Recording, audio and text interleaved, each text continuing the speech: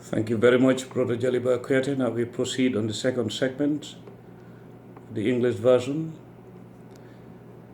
And this is your brother, Essa Bokarr say.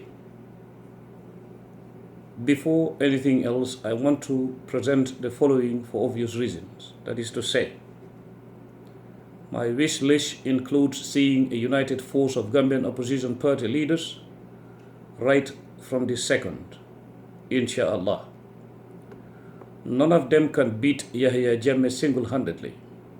Thus, in a case like that, the best way forward is to avoid regrouping after the first round, as the current electoral reforms or the electoral laws do not entertain second round anyway.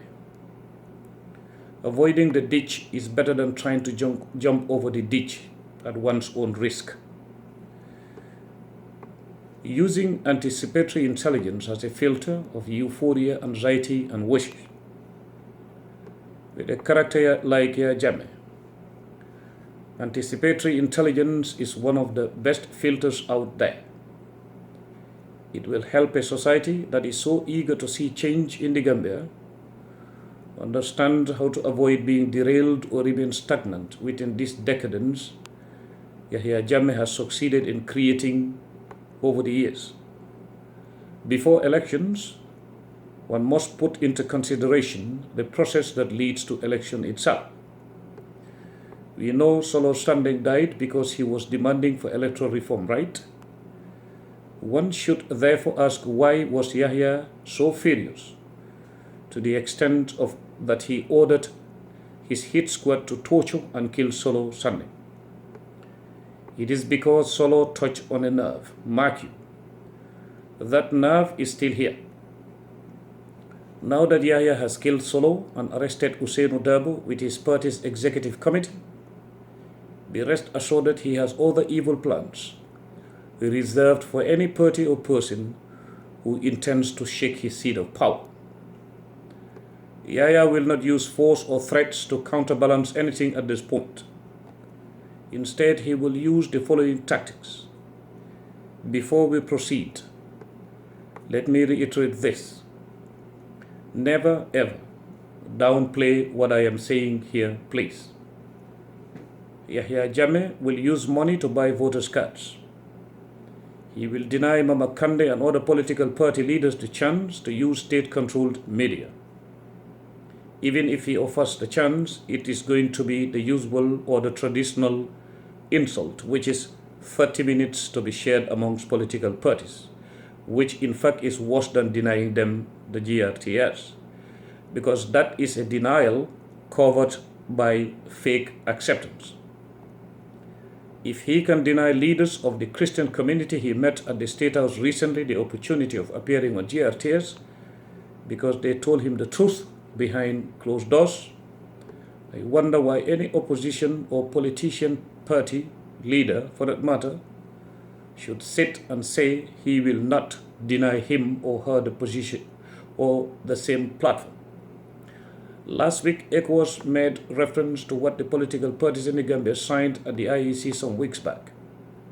That definitely shows the importance attached to their agreement from an outsider's perspective, particularly august bodies like ECOWAS, which in itself is the very way Laurent Gbagbo lost the plot a couple of years back.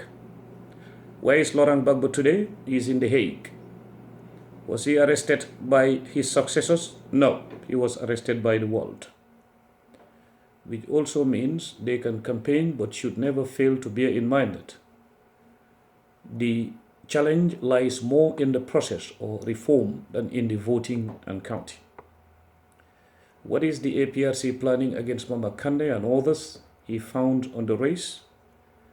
State House has already reserved a huge amount of money, false currency notes, and is ready to use it against people they know will no doubt vote for the opposition.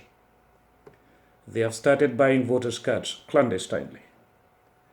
It is not yet a threat, but should be challenged and exposed, thus and deliver the IEC to public opinion with revelations that can expose or are exposing their dirty tricks.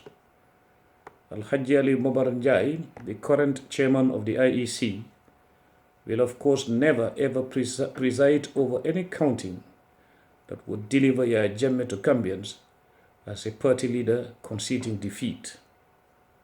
Let me repeat that part. Aliu Momar Njai, Al-Hajji, the current chairman of the Independent Electoral Commission, will of course never ever preside over any counting that would deliver Yaya Jammeh to Gambians as a party leader conceding defeat. In my opinion, what social watchdogs and all politicians should look into is create a replica of Ivory Coast in the Gambia.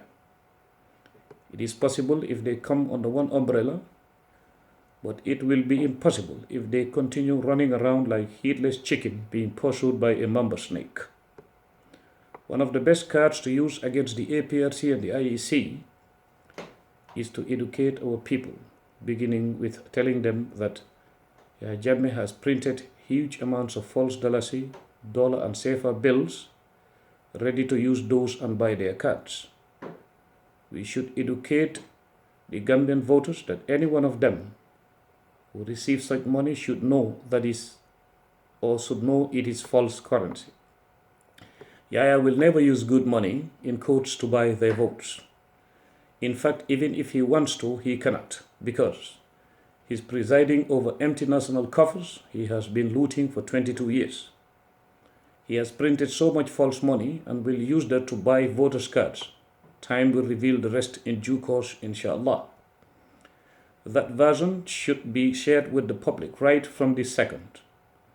Lastly, the crowds that came out when Mama Kandeh holds rallies, or that come out when he holds rallies, the crowds that come out demonstrating against Ousainou Darboe's incarceration, the crowds that came out during the UDP countrywide tour, the crowds that came out during the Umar Amadou Jallo PPP flag bearers countrywide tour, the crowds that came out during the PDOI's countrywide tour, not forgetting those who follow Ahmad Ba of the NRP on the ground, when combined, will convince foreign diplomats and other societies within our development partners that there is no way Yaya Jammeh can win elections under such circumstances without stealing or using threats, abductions, torture, disappearances, and death.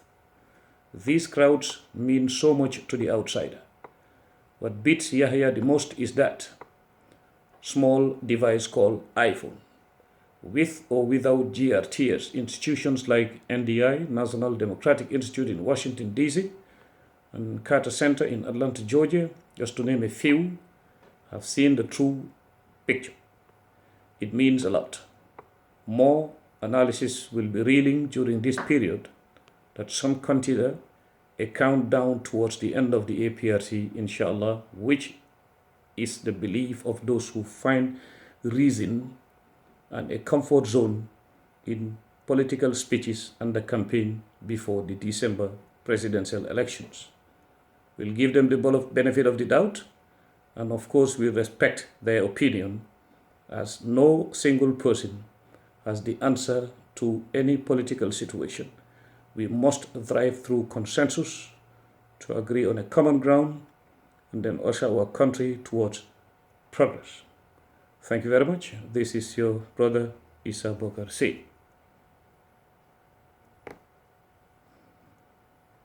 Now we'll end this section with this segment with our brother's music, Jaliba Kuyate on Sabarla.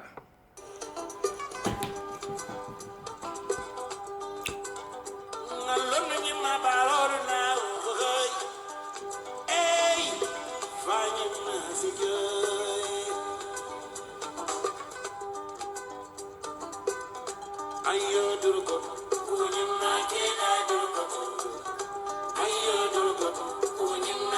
na durgo.